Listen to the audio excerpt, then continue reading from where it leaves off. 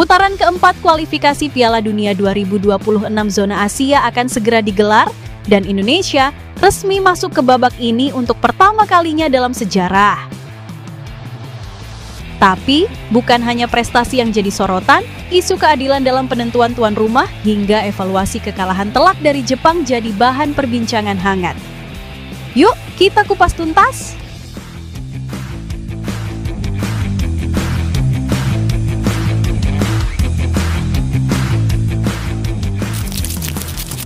Pembagian pot round 4, Indonesia di pot 3. AFC telah resmi membagi 6 tim ke dalam 3 pot, di mana pot 1 diisi oleh Arab Saudi dan Qatar. Di pot 2 ada Uni Emirat Arab dan Irak, dan pot 3 ada Oman dan Indonesia. Pengundian putaran keempat akan digelar pada 17 Juli 2025. Nantinya, 6 negara bakal dibagi ke 2 grup. Masing-masing tim akan bermain 2 kali pada Oktober 2025. 2 juara grup bakal mendapatkan tiket ke Piala Dunia 2026. Sementara itu, 2 runner-up akan beradu di putaran kelima kualifikasi Piala Dunia 2026 zona Asia. Adapun 2 tim peringkat ketiga bakal tersingkir. Seperti diketahui, Indonesia ada di pot 3 bersama tim kuat seperti Oman. Ini artinya Indonesia tidak akan bertemu Oman di fase ini, tapi kemungkinan besar akan menghadapi tim-tim Timur Tengah lainnya seperti Qatar atau Arab Saudi dan salah satu dari Irak atau Uni Emirat Arab. Menariknya dalam round 4 ini, Indonesia menjadi tim satu-satunya yang bukan dari Timur Tengah atau negara Arab. Indonesia bagaikan dikepung oleh negara-negara Arab. Selain itu, Indonesia menjadi tim dengan peringkat terendah yang bisa masuk ke round 4. Bagaimana menurut kalian dengan pembagian pot ini? Sudah bisa memprediksi Indonesia akan segrup dengan negara-negara mana? Tulis prediksi kalian di komentar. Isu tuan rumah, Timur Tengah mendominasi, di mana keadilan? Yang menarik dan kontroversial adalah penunjukan tuan rumah round 4.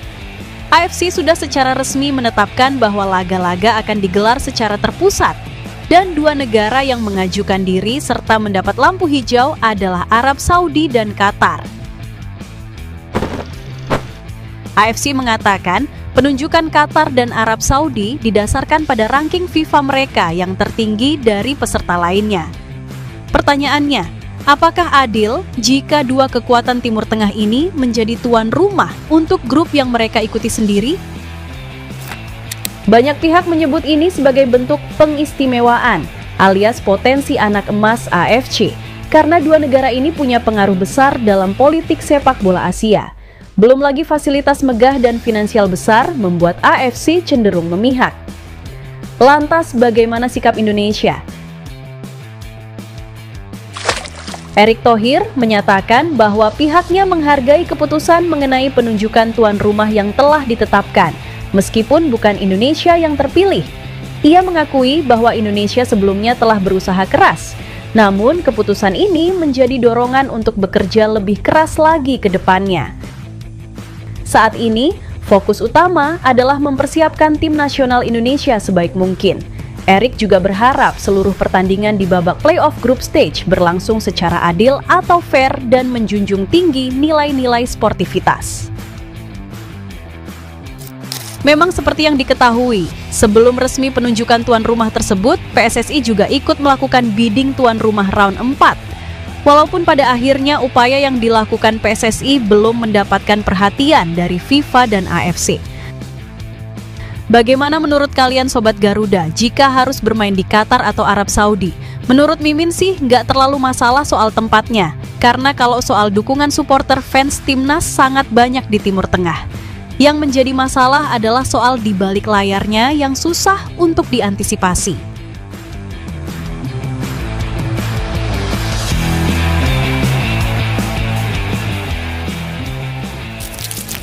Peluang Indonesia lolos ke Piala Dunia and evaluasi pasca kekalahan dari Jepang.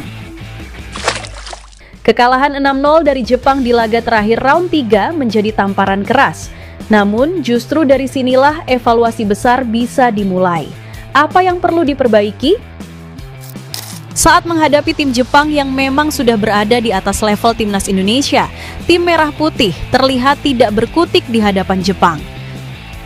Menurut pengamat sepak bola Bungkus, setidaknya ada 2 masalah kunci yang harus diperbaiki sebelum berlaga di round 4 kualifikasi Piala Dunia.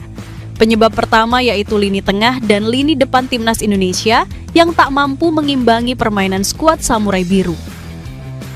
Penyebab kedua yaitu lemahnya koordinasi antar lini.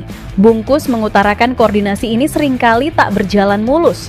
Kelemahan ini menyebabkan para pemain timnas Indonesia kesulitan menghadapi lawan yang bermain cepat dan menekan. Dalam laga pamungkas kualifikasi grup C ini, pemain Indonesia sulit mengembangkan permainan. Possession atau durasi penguasaan bola kedua tim pun timpang. Dengan kata lain, Samurai Biru begitu menguasai permainan. Bahkan Jay Itzes dan kawan-kawan tak menorehkan satu pun shoot on goal dan corner kick. Dari titik ini dapat disimpulkan bahwa pemain sulit membangun serangan, sehingga ke depan masalah ini harus bisa diselesaikan oleh Patrick Kluivert dengan agenda uji coba yang akan dilakukan timnas Indonesia sebelum round 4 dimulai. Rencana uji coba lawan Kuwait dan Lebanon akan sangat tepat, mengingat lawan-lawan timnas di round 4 semuanya tim dari Timur Tengah.